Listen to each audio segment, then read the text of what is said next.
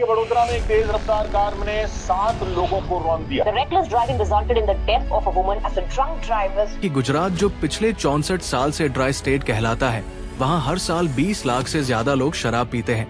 जी हाँ, 20 लाख। एक ऐसा राज्य जहाँ शराब बनाना, बेचना और पीना कानूनी तौर पर बैंड है।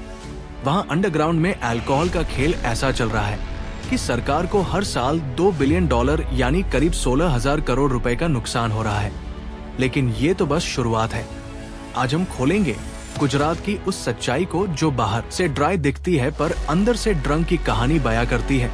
तो तैयार हो जाइए एक ऐसी थ्रिलर जर्नी के लिए जहां हर फैक्ट आपको चौंका देगा और हर स्टैटिस्टिक सवाल उठाएगा ड्राई स्टेट या ड्रंक स्टेट। चलिए शुरू करते हैं। अब एक लेटेस्ट चैप्टर खोलते हैं। 14 मार्च 2025 वडोदरा। एक 20 साल का लड़का रक्षित चौरसिया तेज रफ्तार कार चलाते हुए दोपहिया वाहनों से टकराया। एक महिला हिमाली पटेल की मौत और 8 लोग घायल। पुलिस का कहना वो नशे में था। गवाहों ने बताया कि वो चिल्ला रहा था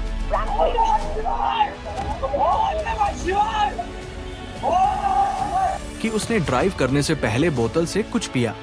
उसने कहा कि वो सिर्फ भांग थी, लेकिन पुलिस ने इसे ड्रंक ड्राइविंग केस दर्ज किया। ब्लड टेस्ट का रिजल्ट अभी बाकी है, लेकिन सवाल वही ड्राई स्टेट में अल्कोहल कहां से आया। जवाब वही ब्लैक मार्केट।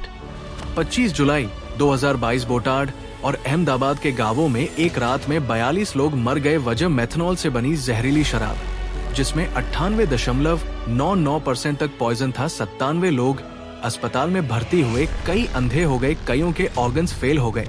ये शराब एक केमिकल कंपनी से चुराई गई थी और सिर्फ 20 रुपए में बेची जा रही थी। लेकिन ये पहली बार नहीं था। 2009 में अहमदाबाद में 136 लोग मरे। 1989 में सूरत में 100 से ज्यादा और 2011 में वडोदरा में 30 की जान गई। हर बार वजह वही, प्रोहिबिशन की वजह से अंडरग्राउंड में बिकने वाली टॉक्सिक लिकर। ये है गुजरात का दूसरा सच जो बैन से बचने की कोशिश करता है, वो मौत को गले लगा लेता है। गुजरात में शराब की वजह से होने वाली लिवर फेलियर की 60% केसेस सामने आती है। Institute of kidney disease and research centre Ahmedabad की रिपोर्ट कहती है कि पिछले 15 साल में 600 लिवर ट्रांसप्लांट्स हुए और इनमें से 60% मरीजों की हालत शराब की वजह से खराब हुई।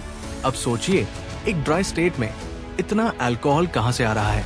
जवाब है बूटलेगर्स। ये लोग व्हाट्सएप और फोन कॉल से ऑर्डर लेते हैं और घर तक शराब पहुंचाते हैं जैसे कोई पिज्जा डिलीवरी हो। 2019 के नेशनल ड्रग यूज सर्वे में पता चला कि गुजरात में 4.3% लोग अल्कोहल एडिक्शन के शिकार हैं।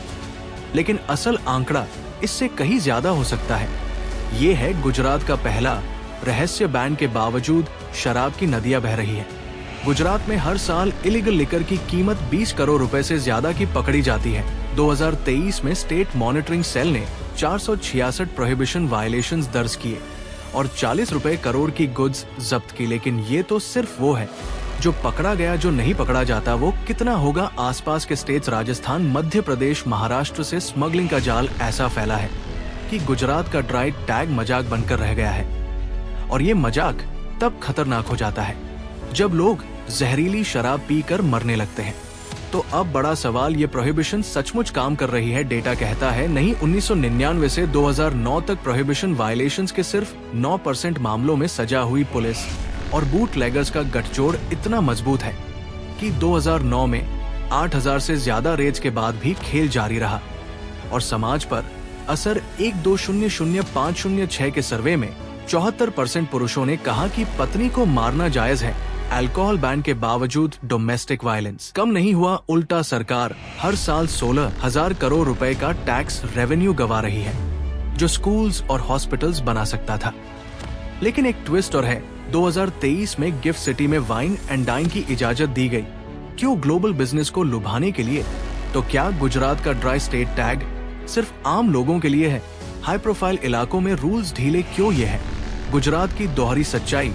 एक तरफ बैन का ढोंग, दूसरी तरफ रियलिटी का ड्रंकन डांस। तो दोस्तों, अब आप बताइए, ड्राई स्टेट या ड्रंक स्टेट गुजरात की ये शॉकिंग रियलिटी आपको क्या सोचने पर मजबूर करती है? कमेंट में अपनी राय दें और इस वीडियो को शेयर करें ताकि सच सबके सामने आए। सब्सक्राइब करना न भूलें, क्योंकि ऐसी कहानियां हम आपके लिए लाते रहेंगे। मिलते हैं अगली वीडियो में।